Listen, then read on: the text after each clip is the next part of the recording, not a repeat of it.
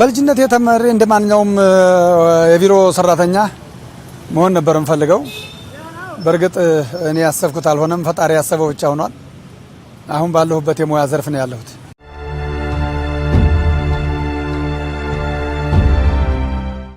ወደ አሽከርካሪነት ለመግባት ያነሳሳኝ ያው እንደምታውቀው አዲስ አበባ ሰፊ ከተማ ናት። ተሽከርካሪዎች ወይም አሽከርካሪዎች ባየው ጊዜ እንደውም ሴት አሽከርካሪ ባየው ጊዜ ውስጤ በጣም እንትን አለ።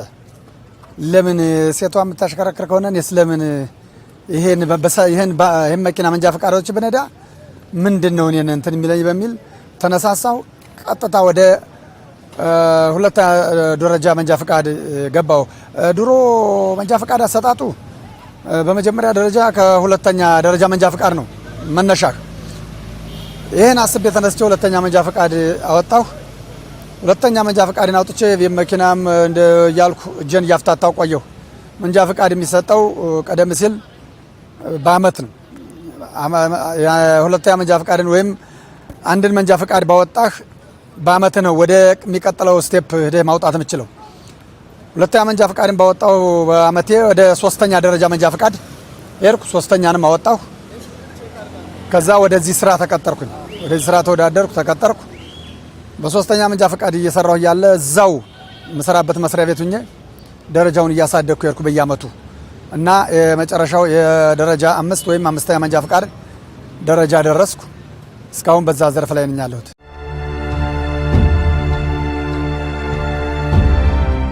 በአሽከርካሪነት ሙያ ወደ 25 አመት አገልግያለሁ። ሳሽከረክር ያው የማጓጉዛቸው ሰዎች ለኔ ከስተመሪዎች ናቸው። እነሱን በማክበር የጉዞ ሴፍቲያቸውን በመጠበቅ የስራ እቅድ በሚያወጡት ዝርዝር መሰረት በእቅዳቸው በመሄድ ስራቸውን በተገቢው እንዲያከናውኑ እንቅፋት ሳልሆን አጋዥ በመሆን ስራቸውን እንዲያከናውኑ አድርጌያለሁ። ከዛም መስክ እንግዲህ የመስክ ስራ በብዛት መስክ ስራ ይወጣል።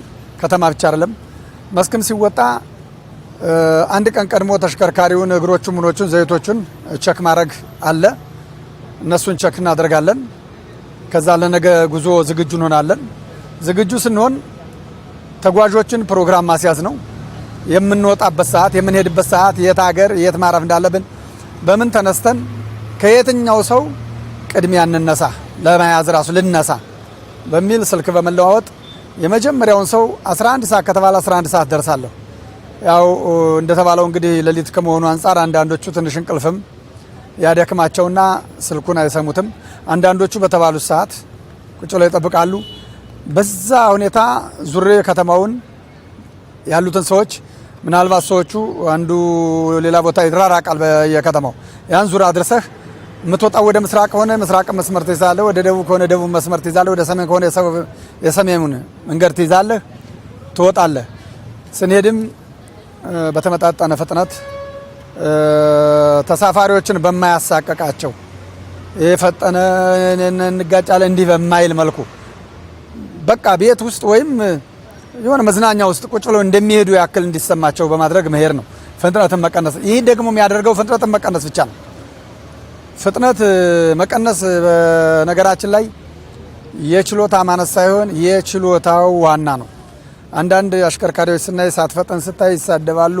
አይችልም በቃ ለምን እንዳይነ ፍጥነት ቢያንስ በእኛ ሀገር መንገድ እንደው ትልቁ ፍጥነት 80 እና ደህና መንገድ ሲገኝ 100።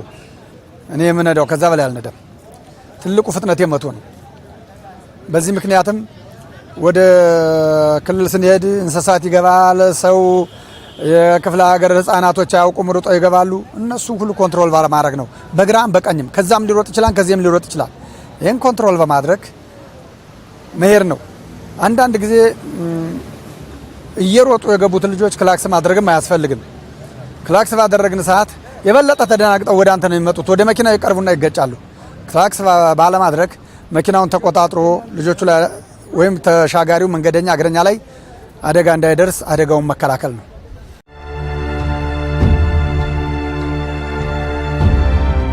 የድሮ መንጃ ፈቃድ በጭራሽ የማይገኝ አሰራሩ ራሱ ወደዛ ቢመለስ የሚፈለግ ነው። አደጋን ለመቀነስ እጅግ እየበሰልክ ነው የምትሄደው። ምክንያቱም ትምህርት ቤት ስገባ ከአንደኛ ክፍል ወይም ከኬጂ ጀምረህ ነው እያደግክ የምትሄደው። ያ ማለት ነው ይሄ ሙያ በእንዲህ አይነት መልኩ ነው መሄድ አለበት እንጂ አሁን እየተሰጠ ያለው መንጃ ፍቃድ ቀጥታ እኔ መንጃ ፍቃዱን ከፈለኩ አምስተኛ ተሳቢ ለመንዳት ከታች ልምዱ የመንገድ የሰው እንቅስቃሴ የአካባቢ ሁኔታ እግረኛው እንዴት ነው የሰው ባህሪ መሻገር ሁኔታው አንዳንድ ጊዜ መንገድ ላይ መሀልም ተገናኝተህ ተጨባብጣል ተሳሳም ትችላለህ። ይሄንን አዳብሬ አብስየው ሳልወጣ ላይ ወጥቼ በሚሄድበት ሰዓት ሰው ቢገባ ይሄን ተሽከርካሪ ለመቆጣጠር በጣም ችግር ይሆናል፣ አደጋው ይበሳል። ለዚህ ማስረጃ ምን ሆኗል? አንዴ እንደዚህ የትራፊክ አደጋን ለመቆጣጠር ተቆጣጣሪዎች ሼርኩኝ ዳታ በመሰብሰብ ይመስለኛል ከደቡብ እስከ ጅማ ባለው መስመር ነው። መንጃ ፍቃድ በሙሉ አደጋ መንጃ ፍቃዶች የተመዘገቡት በአዲሱ መንጃ ፍቃድ ነበሩ 70%። 10% በተሽከርካሪ የቴክኒክ ችግር ነበር የሰበሰቡት ዳታ። ያን ዳታ የሰበሰቡት ባለሙያዎች ጋር አብሬ ዙሪያለሁ። 10% በአሽከርካሪ ችግር ነበር የዱሮ የተገኘው። አዲሱ ላይ ሙሉን ያሽከርካሪ ነው፣ የተሽከርካሪም አይደለም። ያሽከርካሪ ችግር የመንገድ ችግርም የምንም ሳይሆን ያሽከርካሪ ችግር ብቻ ሆኖ አግኝተውታል። ያን ለማስለወጥ ቀደም ሲል ትራንስፖርት ባለስልጣን በነበረበት ጊዜ ነው ይሄ ዳታ ይሰበስቡ የነበረው። አሁን ወደ ትራንስፖርትና ሎጂስቲክስ ሚኒስቴር ከመቀላቀሉ በፊት ያ ጥናት የተጠናው ጥናቱን አጥንተው ወደ ነበረበት ለመመለስ ነበር። እንግዲህ ጥናቱ ምን ችግር እንደገጠመው አላማቀው ነገር የለም፣ ያ ባለሙያዎች ናቸው። ይህን ያክል የተገኘበት ነው።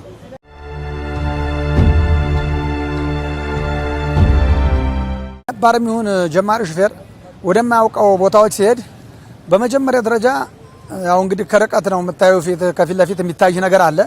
መንገዱን ማየት መገመት፣ ምልክቶች ካሉ ምልክቶችን ማንበብ። በተለይ ምልክቶች እጅግ ጠቃሚ ናቸው። ለምሳሌ ጠመዝማዛ እንደነ ጊቤ ሰኮሮ ጠመዝማዛ መንገዶች አሉ። መጀመሪያ ጊዜ ሲሄድ ወደዛ መስመር ሂጅ አላቅም። ሲሄድ በመጀመሪያ ምልክቱን ነው ያየሁት። ምልክቱን ካየሁ በኋላ ያ መንገድ ጠመዝማዛና ቁልቁለት ዳገት እንደሆነ አየሁት። ፍጥነትን በመቀነስ ተሽከርካሪ እንደ መንገዱ ሁኔታ ፍጥነቶችን በመቃየር ጨመር የምታረግበት የምቀንስበት አለ፣ አስረህ የምትወርደው አለ። በእንዲህ አይነት መልኩ በጥንቃቄ ቢሄድ ማንም አሽከርካሪ ምንም ችግር አይገጥመውም። እንደውም ኢትዮጵያ ውስጥ ያለ አሽከርካሪ ባልተመቻቸ መንገድና በሀገራችን መልክዓ ምድር አቀማመጥ ወጣ ገባነት ጎበዝ ሹፌር ነው የምለው። ትልቁ ኢትዮጵያ ያሉ ሹፌሮች የግንዛቤ የማስተዋል መንገዱ ምንድን ነው ደግሞ ፈጥኖ መንዳትን በቃ እኔ አይነት በጣም ብቁ ወይም ጎበዝ አሽከርካሪ ነኝ ከሚል አንጻር የሚወስዱም አሉ። እንደው ጀነራሊ ሳይሆን አንዳንድ እንደሚያደርገው እነዚህ ወደዚህ ተመልሰው የማያውቁትን ቦታ ለማወቅ ለምሳሌ ሲሄድ እመለስበት ይሆናል። ሲሄድ በደንብ መንገዱን አይቼ አጥንቼ እሄዳለሁ። ስመለስ ያ መንገድ አውቄዋለሁ። በምፈልገው በእኔ አቅም ተሽከርካሪውና መንገዱ በሚፈቅደው አቅም ትሄዳለህ ማለት ነው።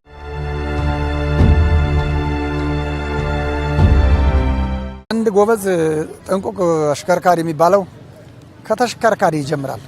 ከተሽከርካሪው ምክንያቱም ተሽከርካሪውን ጉዞ ከመጀመሩ በፊት ተሽከርካሪው የሞተር የፍሬን የፍሪሲዮን የመሪ ዘይቶች በትክክል ቦታ ላይ መሆናቸውን በቂ መኖራቸውን በራሳቸው የመለኪያ ሌቬሎ ወይም መለኪያ መሳሪያ ያላቸው በእነሱ ማየት ከጎደላቸው ማስተካከል፣ የራዳተር ውሃን በተገቢው አለው ሚኒመም ማክሲመም የሚል በሱ በተፈቀደለት ቦታ ውሃውን ማስቀመጥ። ያን ካደረክ በኋላ እግሮቹን ታያለህ። እግሮቹ ቡለን ጠብቋን አልጠበቀም፣ አራት ኮኔቶች ጠብቋን አልጠበቁም፣ እነሱን ቸክ ማድረግ። እነሱን ቸክ ካደረክ በኋላ ጉዞውን ትጀምራለህ። ጥንቁቅ አሽከርካሪ ማለት ይሄንን አድርጎ መንገዱ በሚፈቅደው ራሱን አረጋግቶ ከሚይዛቸው ተጓዦች ጋራ ተግባብቶ መንዳት። በነገራችን ላይ በዚህ መሃል አሽከርካሪ ሁል ጊዜ አንዳንድ አመለኛም ሰው ይኖራል። ሁሉም ጥሩ ሰው ነው አይባልም። አንዳንድ ጊዜ ከሹፌር ጋራ እንደው አታካራ የሚገጥም እንትን አለ፣ መንገደኛ አለ። በዛን ሰዓት ምንድነው የሚሆነው? የሹፌሩ ሐሳብ ይሰረቃል፣ ይናደዳል። ለሱ መልስ ለመስጠት ወይ የሚለውን ለማዳመጥ ሐሳቡ ወደሱ ይሄዳል። ያኔ አደጋዎች ይከሰታሉ። አሽከርካሪን እያሽከረከረ ምንም አይነት ባይናገሩት ያስከፋቸው ነገር ካለ ሲቆሙ ቁጭ ብለው ዲስከስ ቢያደርጉ ይሄ አንተ ችግር አለ ይሄን ብታስተካክለው ይሄ የኛ ችግር ነው ተብሎ በእንዲህ አይነት ነገር ቢፈታ አደጋን ሙሉ በሙሉ ይቀንሳል ብዬ አምናለሁ።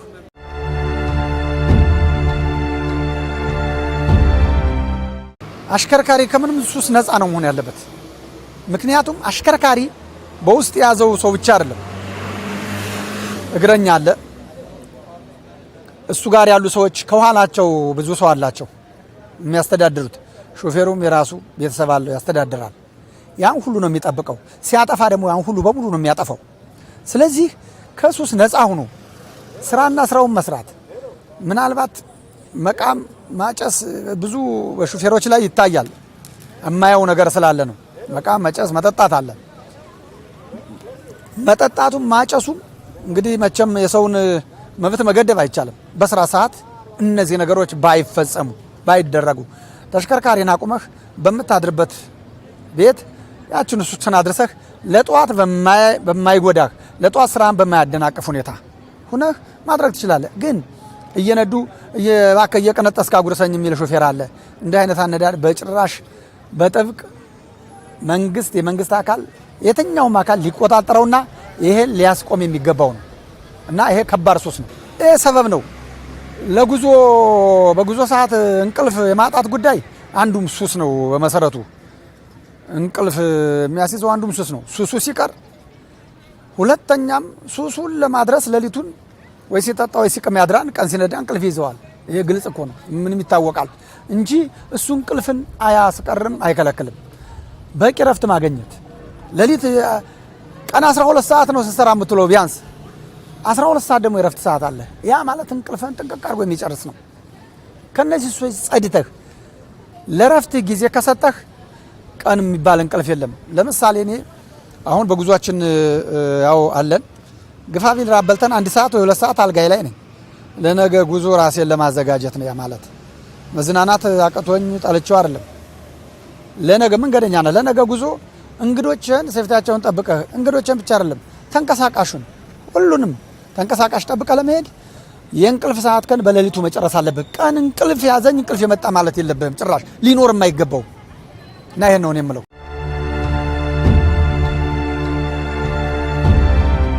ተሽከርካሪ ምንም ምህረት የሌለው ገዳይ ነው። አንድ አሽከርካሪ ግን ምህረት የሌለው ገዳይ መሆኑን አውቆ ተጠንቅቆ ማሽከርከር እንዳልኩህ የእግረኞችም ችግር አለ። እግረኛም ዝም ብሎ ሩጦ ይገባን አለማወቅ ሊሆን ይችላል። አንዳንድ ጊዜ ምን እላለሁ እግረኛው ሁሉ መኪና አሽከርክሮ ባየው እላለሁ። ሩጦ ሲገባ ቢያየው የመኪና ምንነት ምን ያህል ተንሸራቶ መቆም እንደሚችል ወይ ድንገተኛ የተሽከርካሪ የቴክኒክ ችግር ሊገጥመው ይችላል የሚለውን ያስብ ነበር እላለሁ። ስለዚህ አሽከርካሪ ዜብራን ብቻ አይደለም ዜብራ በሌለበትም ሩጦ ስለሚሻገር አንድ አሽከርካሪ 4 አይን ነው ያለው። 4ቱም አይን መስራት አለበት፣ ማየት አለበት።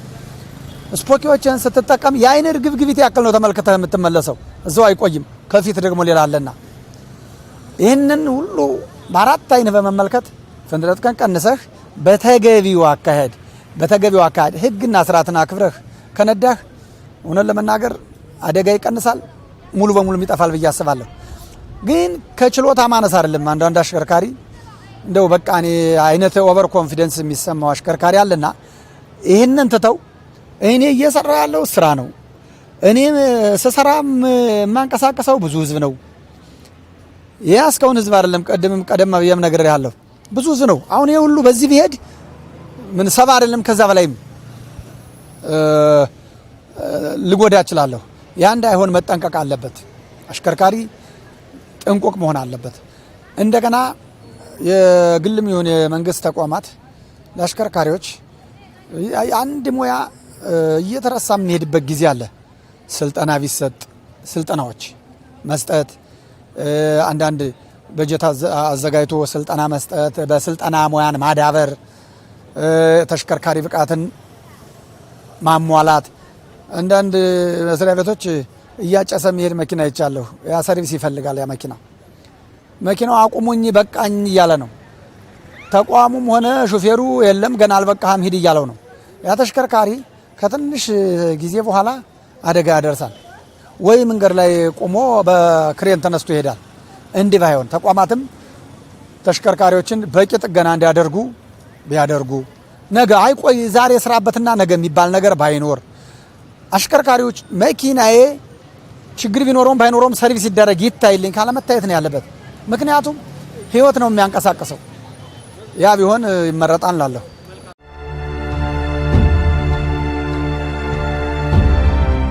ባሽከረከሩበት ዘመን ከቃሊቲ ወደ ስታዲየም ነው የምመጣው።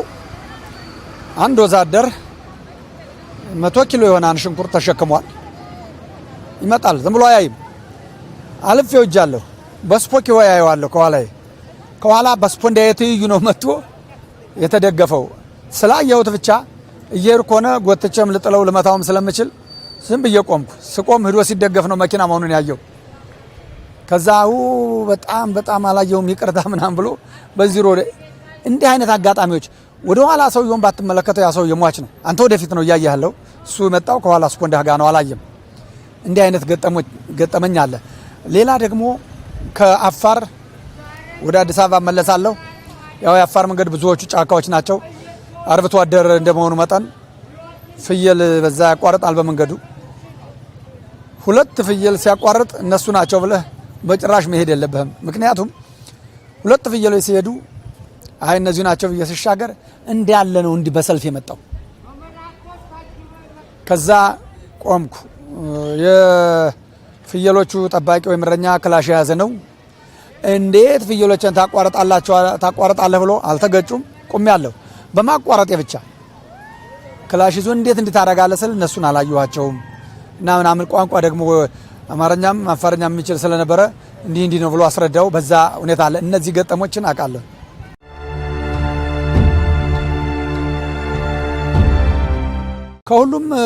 ሁሉም አሽከርካሪ የራሱን ጥንቃቄ በማድረግ ቀደም ሲል የጠቃቀስኳቸውን ከተሽከርካሪ ጤንነት ጨምሮ እነዛን አስተካክሎ በተረጋጋ መልኩ ራሱን ለስራው ብቻ ትኩረት መስጠት፣ ሌሎች እንትኖች ውስጥ ሳይገባ ሱሶችም ይሁን ሌሎች ነገር ሳይገባ መኪናው ላይ ሲወጣ ስራውን ብቻ በማየትና ስራውን ብቻ በማሰብ በተረጋጋ መልኩና ፍጥነትን በመቀነስ ቢያሽከረክሩ ከአደጋ ይጠበቃሉ። ከሀገራችን አደጋ ይቀንሳል፣ ከመቀነስም አልፎ ይወገዳል።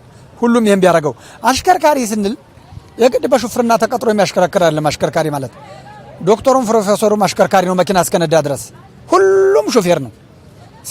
እዛ ስራው ላይ ሌላ ስራ ነው። መኪናውን ሲነዳ ግን ሹፌር ነው። እነዚህ ሁሉም ስራቸውን ቢያከብሩ መኪና ላይ መሪ ላይ ሲቀመጡ ቢሮ ያለውን ስራቸውን ረስተው ይሄኛውን ስራችን ይሄ ነው ብለው ወደዛ ትኩረት ቢያደርጉ አደጋው ይወገዳል ወይም ይቀንሳል ብዬ አምናለሁ።